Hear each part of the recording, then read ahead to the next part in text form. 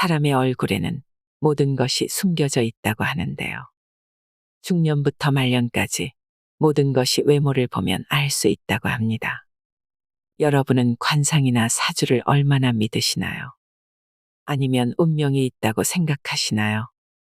내 마음대로 되는 일이 없어서 답답하다. 운이 있는 것 같기도 하고 없는 것 같기도 하다. 나보다 공부 못했던 친구가 사회에서는 더 성공했다. 부동산이든 주식이든 내가 사면 상투 잡는 격이다. 그때 뭐가 눈에 씌어 그런 선택을 했는지 후회스럽다. 누구나 살면서 한 번쯤은 이런 생각을 해봤을 텐데요. 그에 대한 해답은 운명 속에 있습니다. 사주 8글자에는 나라는 사람의 사용법이 무척 풍부하게 담겨 있는데요. 신체적 특징이나 건강, 인간관계를 맺는 마음자리, 공부머리와 손재주, 말솜씨와 실천력 등 사는 동안 필요한 정보가 빼곡하게 들어차 있습니다. 자신에게 필요한 좋은 인연을 맺고 자신이 잘하는 것으로 돈 버는 방법까지도 사주팔자로 정해진 운명이 말해줍니다. 오늘 소개해드릴 책은 운명의 만약은 없다입니다. 사람이 태어나면서부터 가장 욕망하는 것은 딱 두 가지. 돈과 사랑이다. 살면 살수록 돈에 대한 절실함은 더욱 커진다. 돈이 없어서 그렇지. 대한민국은 돈만 있으면 참 살기 좋은 나라라고 다들 말한다.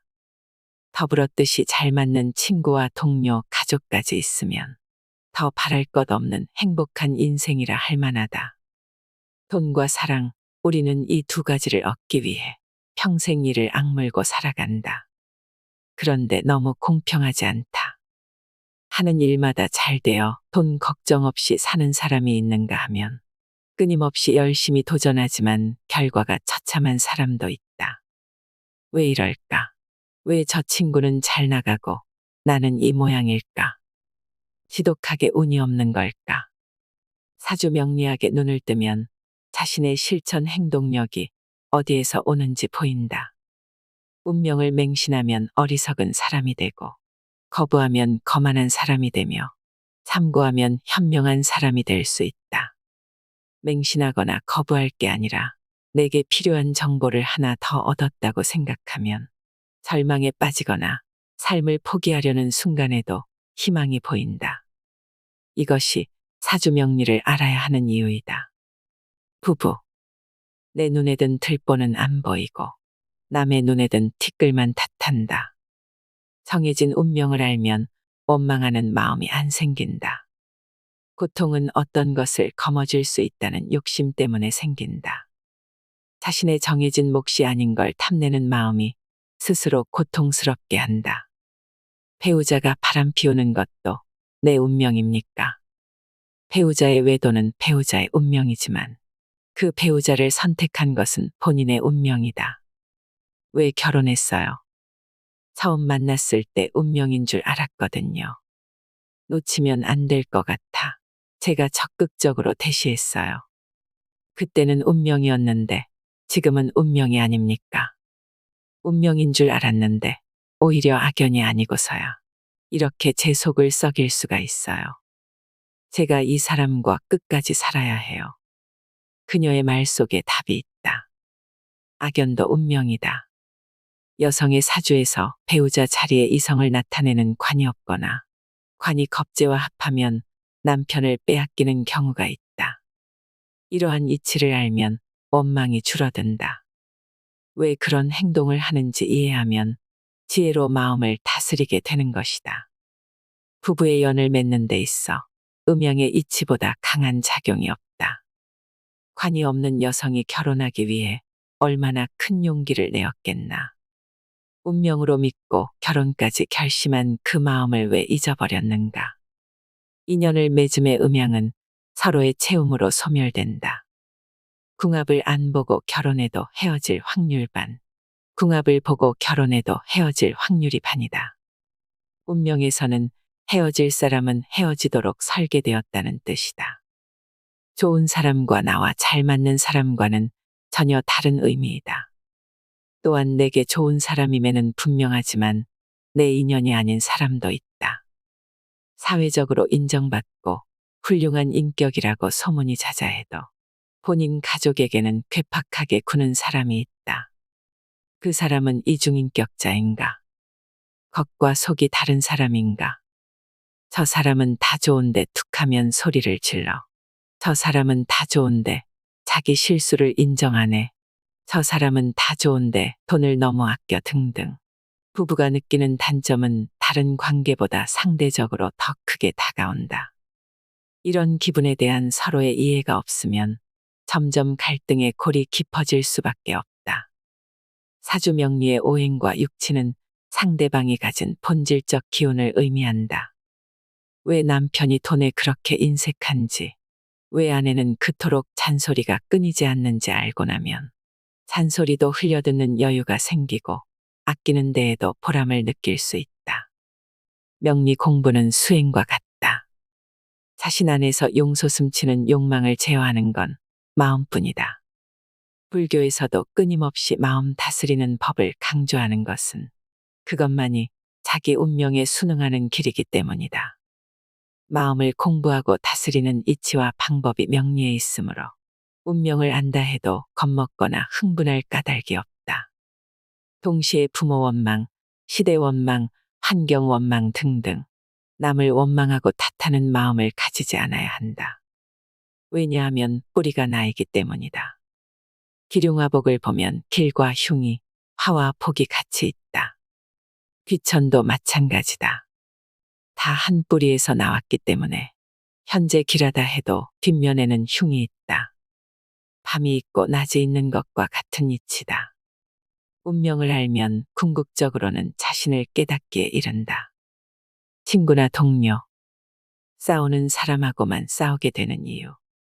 살면서 제일 언짢은 것이 사소한 일로 싸우게 될 때이다. 곰곰이 생각해보면 아무 일도 아닌데 그것보다 큰 일도 더 많이 겪는데 그깟 일로 왜 언성을 높였을까 싶을 때가 있다. 스스로 치사한 사람이 된 것 같고 너그럽지 못한 밴댕이 취급당한 것 같아 기분이 안 좋아진다. 가족 간에도 충돌하는 사이가 있고 직장에서도 동료나 상사와 껄끄러운 관계가 있다. 이상하게 싸우는 사람하고만 싸우게 된다. 사주명리에서는 부부가 충돌하는 원인과 친구가 충돌하는 원인을 서로 다르게 파악한다. 부부는 일간에서 서로 한 몸으로 보기 때문에 성간과 지지의 합이 좋지 않을 때 갈등이 자주 발생하고 친구는 육친으로 겁재가 있을 때 갈등 관계가 된다. 겁재는 강렬한 개성이 있고 추진력과 투기심이 있다. 같은 계절, 같은 일간에 태어난 사람들이 사회에서 만나면 서로 한눈에 호감을 느끼고 잘 통한다고 받아들인다. 같은 계절과 같은 일간을 지닌 사람들은 조후의 영향을 비슷하게 받기 때문에 느낌이나 직관이 비슷하게 작동한다. 말을 안 해도 통하는 사이가 된다. 하지만 이렇게 좋기만 한 것은 아니다. 비슷하다는 것은 욕망도 비슷하다는 뜻이다. 흔히 말해 비슷한 기질의 사람들이 만나면 싸우기도 잘 싸우는 것이 이런 데서 기인한다. 너무 잘 맞아서 친구에서 연인으로 발전하고 그러다 결혼하게 되는 사람들도 있다. 결혼까지 이르면 그때부터 지옥이다. 눈만 뜨면 아웅다웅하는 사이가 되기 십상이다.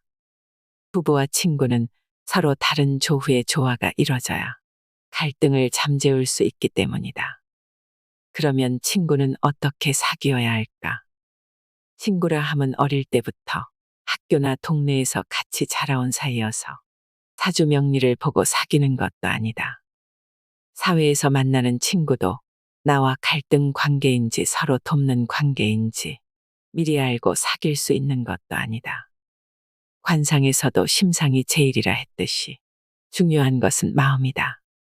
마음에 해법이 있다. 묘하게 경쟁심이 발동하거나 유독 한 사람과의 관계가 어렵고 갈등이 있다면 마음속에 경쟁심이나 승부욕, 질투 같은 것이 있는지 자신을 들여다보아야 한다. 분명 겁재가 있는 사람이다. 육친은 용이라 해서 어떻게 활용하는지에 따라 크고 작은 변수가 된다. 내가 경쟁하지 않고 포용하는 마음을 갖고 있으면 사소한 싸움 정도는 피할 수 있다는 뜻이다. 어쩌면 내가 싸움을 걸고 있는 것은 아닌지 한 번 더 생각해 보고 친구를 대해야 한다. 만복의 근원은 인복에 있다. 내 주위에 누가 있는가에 따라서 결핍이 결핍인지도 모르고 넘길 수 있고 선우신조의 기회를 얻기도 한다. 파도가 세게 밀려올 때 크고 넓은 배를 타고 있으면 위기를 넘길 수 있는 것처럼 주변에 복이 많은 사람이 있으면 지혜롭게 운명의 파고를 헤쳐나갈 수 있다. 자신의 마음을 잘 다스림으로써 복 있는 사람을 만나는 것이 운명에서 취할 수 있는 최고의 방편이다. 그러려면 내가 항상 필요한 사람이 되어야 한다. 복 있는 사람이 나를 필요로 해서 다가오도록 만드는 것이다. 자신이 가진 재능을 10분 발휘하는 것, 그 노력이 인복을 가져다 준다. 복이 있는 관상은 이목구비 얼굴에 있는 것도 아니고 무형의 심상에 있다. 운명을 이끌어가는 주인이 바로 심상이다. 자신의 복을 바로 안다는 것은 좋은 운명으로 태어나지 않아서 희망이 없는 것이 아니다. 세상과 마주하고 현실에 적응하고 어떻게 사는 것이 행복인지를 아는 것이다. 관상과 인상은 다르다. 인상은 좁은 의미의 관상이다.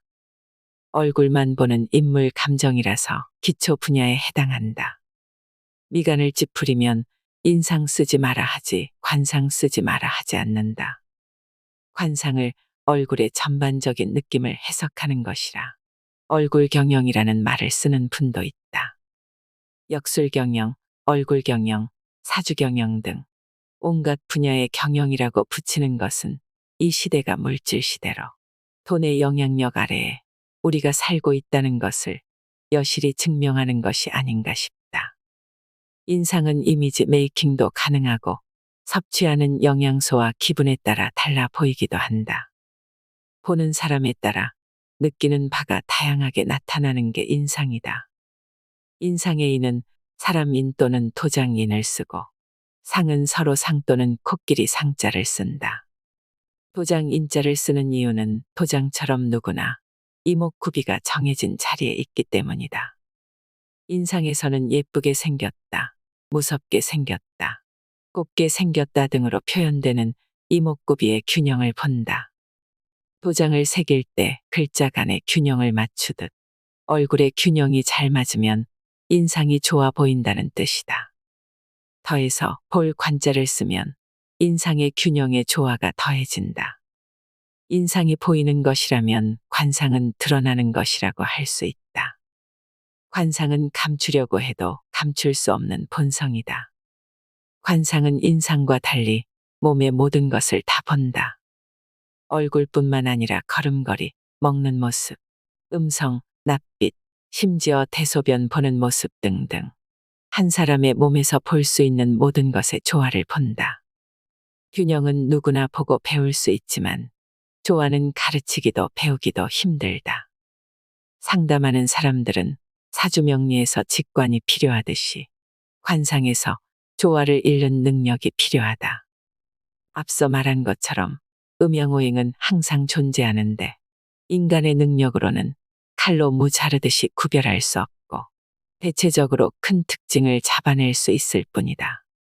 인간의 침입을 허락하지 않는 우주의 조화를 인간으로서 다 파악하는 것은 불가능하다. 다만 짐작할 뿐이다. 소우주라 일컫는 인간에게서 발현된 우주의 조화가 어떤 것인지 살피는 것이 관상이다. 관상의 최고가 심상인 것은 이 모든 것들을 조화롭게 아우르는 것이 마음이고 마음을 곱게 쓰면 모든 것이 조화로 말미암아 아름답게 보이기 때문이다. 예쁘지는 않은데 호감형이라는 말이 있다. 이목구비가 뚜렷하거나 키가 크거나 몸매가 좋은 것이 아닌데도 끌리는 사람이 있다. 심상의 아름다움이 몸 전체의 조화를 이루기 때문에 여러 사람의 호감을 사는 것이다. 이는 대통령이나 재벌 관상과는 또 다르다.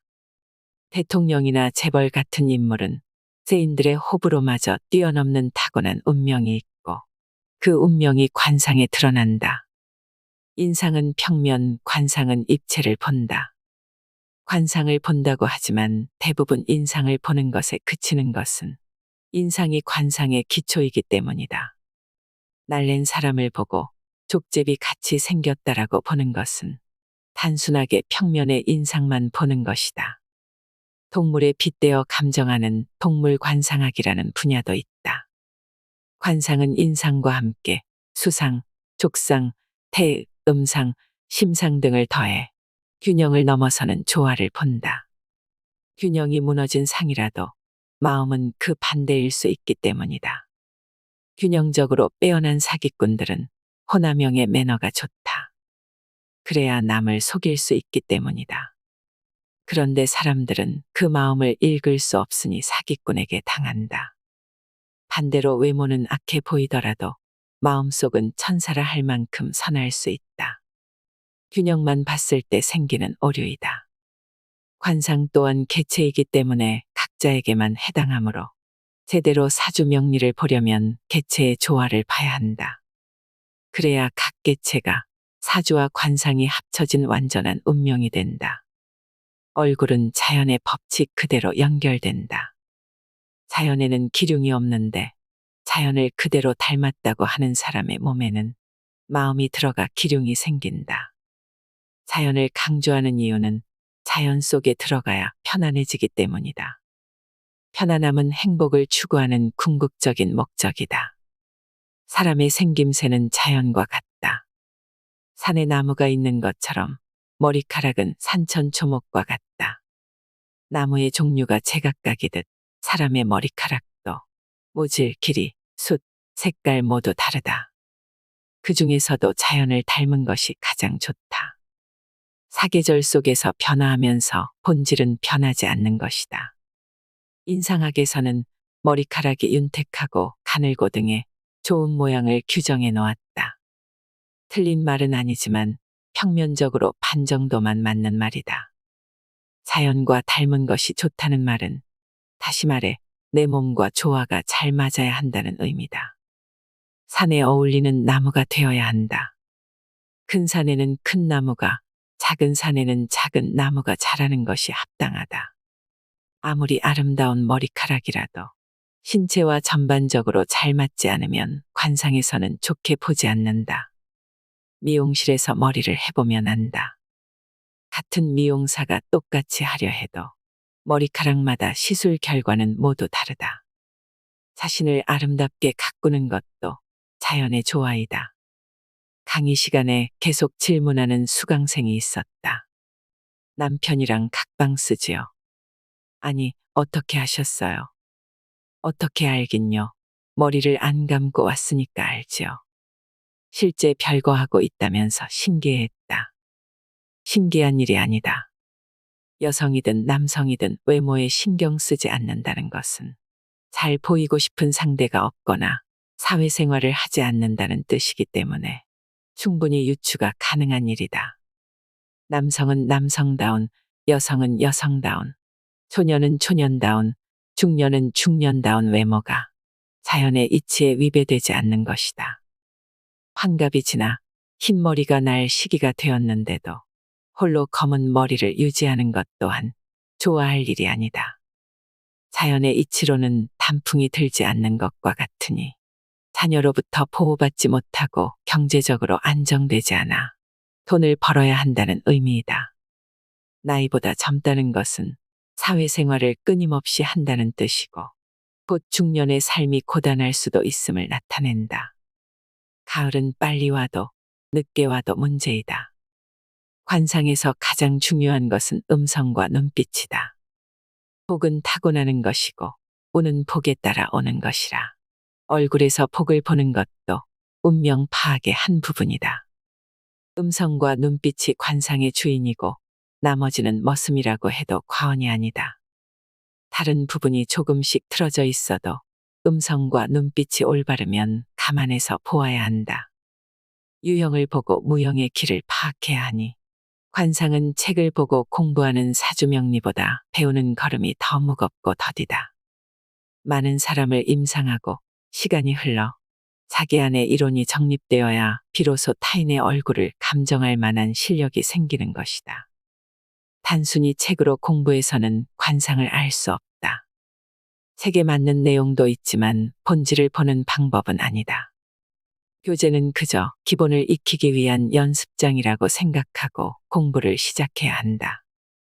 생김새를 아는 것도 중요하지만 마음을 읽는 것이 더 중요하다. 눈은 해와 달에 비유한다. 눈썹은 눈 위에 있으니 은하수로 보거나 자연 형상으로는 나뭇가지에도 비유할 수 있다. 산의 높낮이와 산맥, 바위, 계곡이 다 다르듯이 광대뼈, 코도 제각각이다. 뼈는 돌로 보고 살은 땅으로 본다. 산에서 물이 흘러내리면 바다로 가듯이 입은 복의 최종 종착지 바다로 본다. 바람은 숨을 쉬는 것으로 본다. 자연에 다양한 소리가 존재하듯 사람도 다양한 음성을 가지고 있다. 현재의 형상도 자연이지만 사계절의 시간이 지나는 세월도 자연이다. 봄, 여름, 가을, 겨울 각각 형상이 다르듯이 사람의 초년, 청년, 중년, 말년도 이에 빗대어 보아야 옳다. 사주와 관상, 모든 것은 시간이 주관한다. 동시이기 때문에 시간과 공간은 뗄 수 없다. 그래야 운명학의 완성도를 조금이나마 높일 수 있다. 얼굴에는 운명지도가 그려져 있다. 사주로 통변할 때 8글자의 의미를 먼저 익혀야 하듯이 인상, 얼굴에 나타난 지도를 익혀야만 관상으로 의미를 확장해 나갈 수 있다. 자연의 법칙으로 보면 코는 얼굴에서 자기 자신을 대표하는 자리이다. 코는 얼굴 중앙에 세로로 세워져 있어 나무 몸통이 되고 가로로 누운 눈썹과 눈 그리고 입은 뿌리가 된다. 귀는 세로로 서 있으나 밖에 붙어 있어서 다른 우주로 본다. 관상에서 갑목은 머리카락, 을목은 눈썹으로 본다. 윗수염은 을목, 아랫수염은 갑목, 겨드랑이 털은 지장간의 갑목, 생식기 털은 지장간의 을목으로 친다. 몸에 난 털을 초목으로 보면 초년, 청년, 중년, 말년의 변화를 사계절로 정확히 파악할 수 있다. 사계절의 변화와 함께 우리 몸도 변화한다. 몸에 난 털을 초목으로 상정하면 가을의 시기에 들어서면 머리카락이 흰색으로 바뀌어 간다. 가을의 나무는 잎을 떨구고 열매를 수확하게 하며 겨울을 맞이할 채비를 한다. 성장을 멈추고 기다린다. 가을의 금기운이 목을 극하는 것이다. 극한다고 해서 해치는 의미가 아니다. 금기운에 가을이 있어야 겨울을 견디고 봄을 다시 맞이할 수 있다. 자연의 위대함이 여기에 있다. 가을에 충실하지 못하면 봄이 없다. 가을은 멈춤으로써 만물이 영양분을 뿌리로 보내 겨울을 이겨내게 만드는 것이다. 가을의 자연현상을 단풍이라 할 때 관상에서 너무 아름다운 얼굴은 단풍과 같은 것이므로 곧 불어 닥칠 겨울을 예고하는 것이다. 아름다운 얼굴은 사회생활이 활발함을 뜻하기도 한다. 결혼과 동시에 활동을 멈춘 여자 연예인들이 이혼하고 다시 활동하는 것에 비춰보면 금세 이해할 수 있는 이치이다. 계절은 우주가 만들어내는 변화를 눈으로 확인시켜준다. 얼굴에도 계절이 있다. 이마는 봄, 눈은 여름, 코는 가을, 입은 겨울이다. 이마는 초년운, 눈은 청년운과 중년운, 코는 장년운, 입은 노년운으로 보는 것은 이러한 이치이다. 최고의 관상은 자연 그대로의 조화를 보여준다. 좋은 관상이란 자연을 닮은 듯 몸의 편안하고 자연스러운 자세에서 나온다. 사주와 관상이 하나라고 내내 말하는 이유가 여기에 있다. 인간은 명에 따라 살면서 운에 따른 행동을 하게끔 태어났다. 마음이 내키는 대로 자유의지를 행하면 고달픈 일들이 생기기 마련이다. 운명이 무엇인지 알면 자연 현상이 사람과의 관계에서 어떤 논리적인 이치가 있는지 알 수 있다. 그래서 마음을 다스리고 적응하는 힘을 키울 수 있다. 자연에 적응하는 힘을 기르면 편안해져서 얼굴의 화색이 좋아지니 좋은 관상을 갖게 된다. 관상도 태어날 때 받아온 운명의 일부이니 이를 부정할 수 없다. 내게 주어진 복이 운명과 일치한다는 것을 형체로 드러난 관상으로 확인하는 순간 고개를 끄덕이지 않을 수 없다. 2012년 대통령 선거가 한창일 때 언론들로부터 누가 왕이 될 상인지 묻는 연락을 많이 받았다. 그 가운데 매일경제신문과 1시간이 넘도록 통화했는데 기사화되지 않은 얘기도 많이 했다. 책을 쓰느라 모아둔 자료를 찾다가 녹취록을 발견했는데 지금 읽어도 한탄스러운 대목이 있었다. 한 후보가 뒤태가 불안정하고 걸음걸이에 힘이 없어서 측근을 잘 두고 관리해야 한다는 말을 한 것이다. 문제가 생기면 측근으로부터 오는 것이라 말했는데 나도 기자도 크게 신경을 쓴 대목은 아니었다. 이후 그분은 대통령이 되었고 임기 5년을 못 채우고 측근들의 국정농단으로 인해 옥고를 치르고야 말았다. 그분이 대통령이 될지 측근이 누구인지도 모를 때 했던 말이다. 뒤태까지 보는 것이 관상이다. 자연의 이치는 한치도 어긋남이 없다. 뒤가 불안정하면 누군가 보필을 할 것이고 보필을 하는 사람이 나쁜 마음을 먹으면 그 마음을 막을 길이 없다. 의지하는 사람도 의지가 되어주는 사람도 제일 중요한 것은 마음이므로 관상에서도 심상이 제일 중요한 것이다. 관이란 고요한 상태에서 자세히 바라본다는 의미이다. 내가 고요해지면 상대를 자세히 바라볼 수 있다. 시만이 트이려면 한 사람의 모든 일거수일투족을 다 관찰해야 한다. 관상을 사진으로만 볼 수 없는 이유이기도 하다. 그래서 무엇보다 임상 경험이 많아야 한다. 평면적으로 이론에 맞춰 찍은 듯이 보는 인상은 학습으로도 가능하지만 태화색까지 입체적으로 보는 관상은 사주명리 공부를 오랜 시간 병행할 때만 가능하기 때문이다. 눈은 해가 뜨는 낮을 의미한다. 눈은 태양이고 얼굴의 살은 땅으로 보기 때문에 눈빛이 약하면 얼굴에 살이 없어야 한다. 반대로 눈빛이 강하면 얼굴에 살이 많아야 한다. 명리의 상생구조인 화생토를 적용하는 것이다. 눈이 약한데 눈썹이 강하면 그늘진다. 눈은 해와 달을 상징하므로 빛을 잃으면 산천초목이 성장을 못한다. 수풀과 초목인 머리카락과 수염은 적당하게 있어야 뿌리가 썩지 않는다. 해가 지고 난 뒤 밤의 작용은 입을 본다. 예를 들어 저 사람은 눈이 아주 음흉하다라고 느끼면 입에서 쏟아지는 말이 참인지 거짓인지 분별해서 들어야 한다. 입은 수, 눈은 화로, 입과 눈은 서로를 견제하고 있다. 이를 수화기제라고 한다. 인체의 70%는 물로 구성되어 있다. 수성은 조화를 이루는데 큰 역할을 한다. 조화가 안 되면 만물을 못 키운다. 입술의 색깔까지도 건강과 연관에 중요하게 보아야 한다. 모든 물이 마지막에 입으로 모이기 때문에 입은 인생의 총결산을 의미한다. 넉넉하고 너그럽게 형성되어 있어야 위에서 내려오는 물을 잘 받아들여 농사 짓는 데 활용할 수 있다. 모든 화근이 입에 있는 만큼 입은 중요한 곳이다.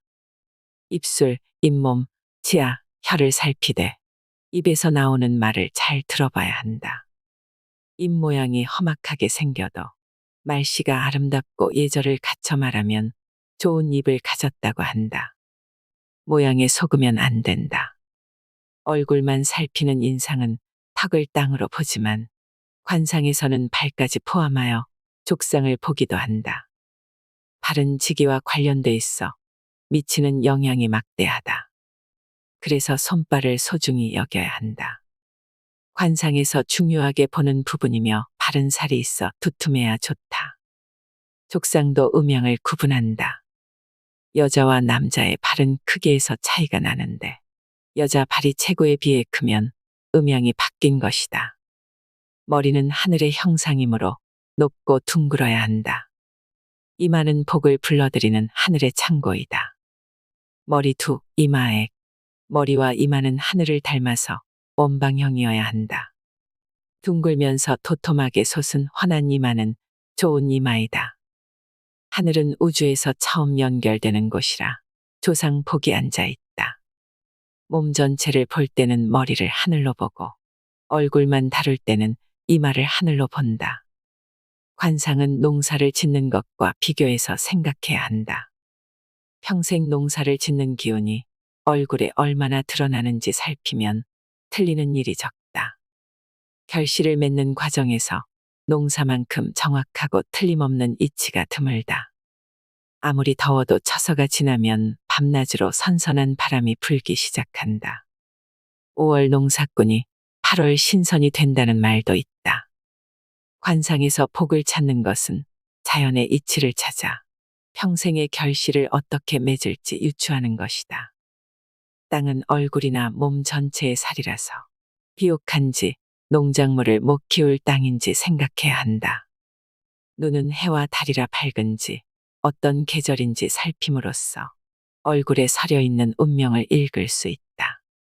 자연의 형상으로 보면 광골은 산악을 이루는 형상이다. 우리가 흔히 말하는 광대뼈인데 툭 튀어나온 이곳이 솟으면 그 아래 팔자주름이 움푹 패면서 눈에서 코를 타고 흘러내린 기운을 입으로 모아 가두는 역할을 한다.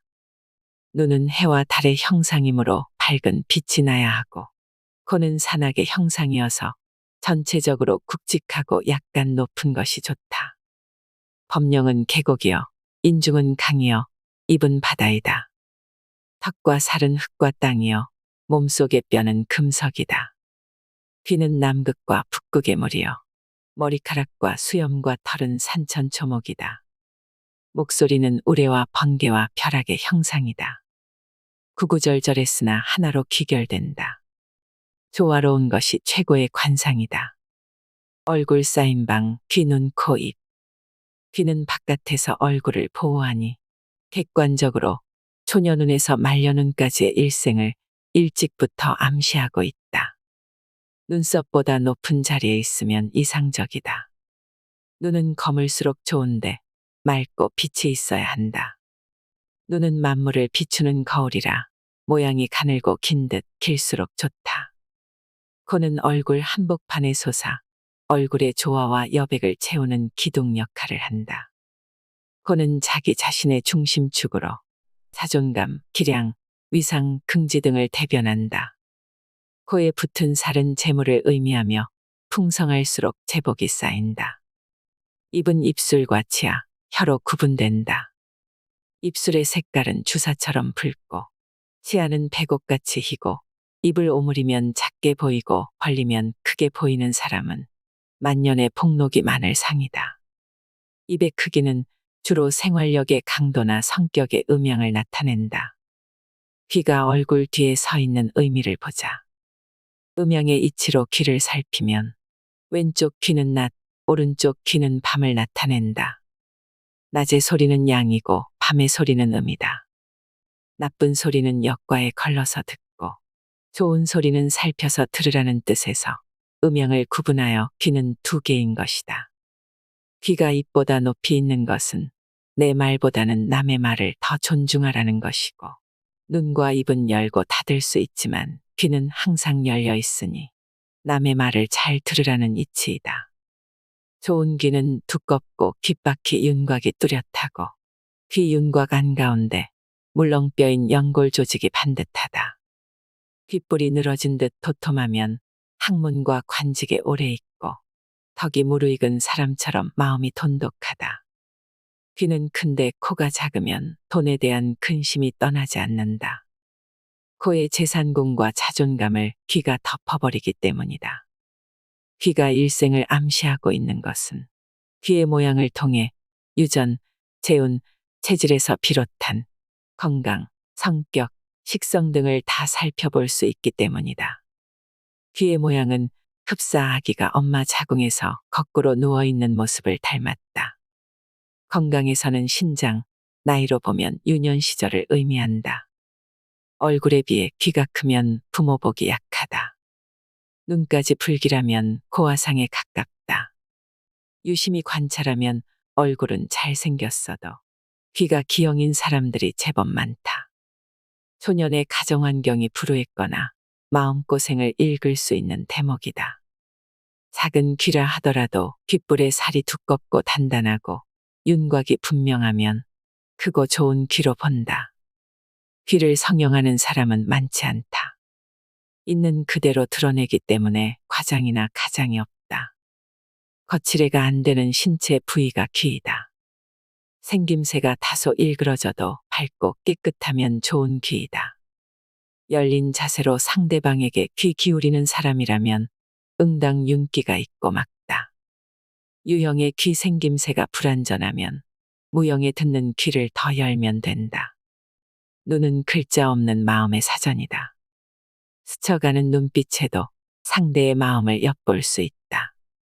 젊은 청춘 남녀가 눈이 맞으면 옥황상제가 와서 떼놓으려 해도 소용이 없다. 눈은 정신을 담고 있는 그릇이어서 눈길을 빼앗기는 순간 무슨 짓을 하고 있는지도 모르게 혼이 빠져나간다. 탈무드에는 다 큰 처녀를 집에 가두느니 200마리를 울타리에 가두는 게 쉽다라는 말이 있다. 사랑에 빠진 사람은 아무도 못 말린다. 눈을 맞추고 하는 말은 새겨듣되 홀리지 않는 분별력이 필요하다. 눈이 해와 달을 상징하는 것은 정신과 에너지가 머무는 아늑한 공간이고 우주의 집이기 때문이다. 삼백안이라고 해서 검은 눈동자가 흰자위 위에 떠 있는 눈을 흉하게 여기는 것도 에너지가 머물지 못하고 불안하게 둥둥 뜨기 때문이다. 남을 업신여기거나 냉대할 때 사용하는 백안시는 흰자위를 드러낸다는 뜻이다. 전투적 의미보다는 업신여기는 뜻이 강한데 백안시는 진서의 완적전에 나오는 완적의 태도에서 유래한 말이다. 백안시는 눈동자를 치켜뜬 채 상대방을 보는 형상이다. 따스한 시선으로 상대방을 똑바로 바라보지 않고 치켜뜨면 자연히 눈에 흰자위가 드러나게 된다. 누구나 치켜뜨면 백안이 되기 때문에 상대방을 바로 바라보고 치켜뜨지 않도록 노력하라는 고사이다. 자연의 원리로 풀자면 눈에 흰자가 많은 것은 가을 서리가 하얗게 내려앉아 기운이 차가운 상태로 비유할 수 있다. 입추에서 입동까지이다. 검은 눈동자보다 흰자위가 너무 많으면 음기가 지나치게 올라와 조화가 깨진 것으로 본다. 검은 빛의 옷이라 해서 검은 자위에 빛이 충만하고 견실하고 맑으면서 큰 눈을 흑칠이라 한다. 흑칠의 눈빛은 경영인, 학자, 예술가 등에서 많이 찾아볼 수 있다. 흑칠의 소유자는 제복과 명예혼을 누린다.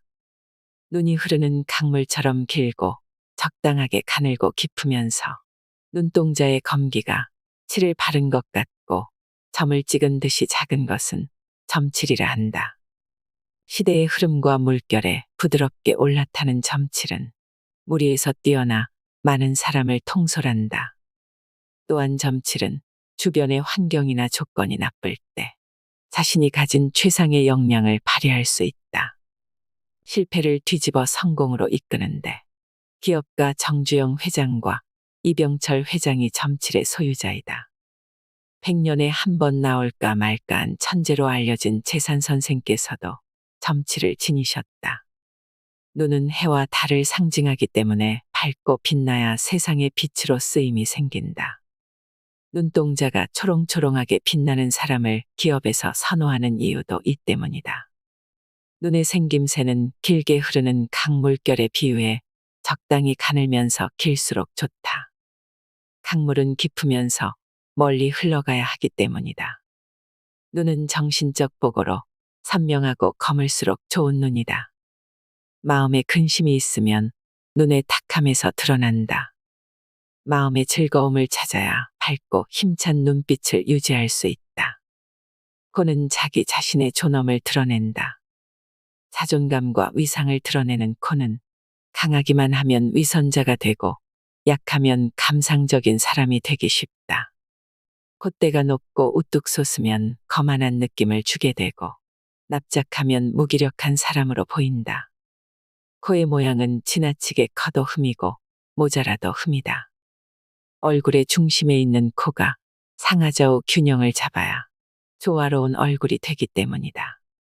코를 중심으로 기준을 둘러 하면 상하로 나누고 셋으로 나누면 천인지가 된다. 중앙상부는 조상, 부모, 윗사람, 초년운, 정신세계를 뜻하고 중앙하부는 자손, 아랫사람, 말년운, 물질세계를 의미한다. 머리통 뒤끝에서부터 뻗는 조상의 기운은 이마를 지나 코가 시작되는 산근에서 마무리된다. 이마는 조상, 눈은 부모, 코는 자기 자신, 코 밑으로는 자손을 보는 것이다. 큰 부자는 하늘이 내고 작은 부자는 부지런히 노력하는 가운데 존재한다. 재산을 만드는 복은 눈과 광골에 있다. 눈이 좋고 사회공인 광골이 코를 잘 보호하면 지혜와 총명이 뛰어나고 사회성이 좋아 재산 만드는 능력이 있다. 코가 잘 되어 있어야 재산이 증식된다. 아무리 많은 돈이 들어와도 코가 불길하면 축적되지 않는다. 코가 사계절 가운데 가을에 해당하는 부위이기 때문이다. 가을은 결실을 의미한다. 코는 자기 자신이고 재산이고 운명의 중심부라 할 수 있다. 그래서 40일에서 50세까지는 코의 지배를 받는 시기이다. 부부 운이나 건강, 사회 활동성을 코를 통해 알 수 있다. 배우 안성기의 코를 보면 산근에서부터 길고 강하게 굴곡 없이 내려와 있다. 코끝이 살이 두둑하고 풍성해서 인심이 후하고 인정이 서려 있다. 소통에 능하고 타인을 응징하는 말이나 행동보다는 이해하는 측면에서 바라보니 겸양과 예의가 느껴지는 관상을 지녔다. 정신력의 강약은 눈에 있지만 생김새의 강약은 코에 있다. 눈이 마음의 창이라면 코는 운명의 창이다. 실천력과 노력을 얼마나 지닌 사람인지 보여주는 척도이기 때문이다. 얼굴에서 입은 유일하게 타인을 공격할 수 있는 부위이다. 입은 오간 가운데 가장 바쁘고 가장 힘이 센 부위이다. 쉴 새 없이 말하고 숨 쉬고 씹는다. 혀는 입안에 숨겨진 창이고 입술은 입안을 보호하는 성곽이다. 혀는 날카로워야 쓸모있고 입술은 두텁고 튼튼해야 재구실을 한다. 눈으로 욕을 뱉을 수 없고 코로 사람을 찌를 수 없고 귀로 부채질할 수 없다. 하지만 입으로는 욕하고 상처 주고 부채질하고 위로도 할 수 있다. 입은 감정 표현을 할 수 있기에 희비의 양극적 성질을 지닌 기관이다. 입은 혀가 출입하는 문호로서 한 번 열고 한 번 닫히는 사이에도 영욕을 부른다.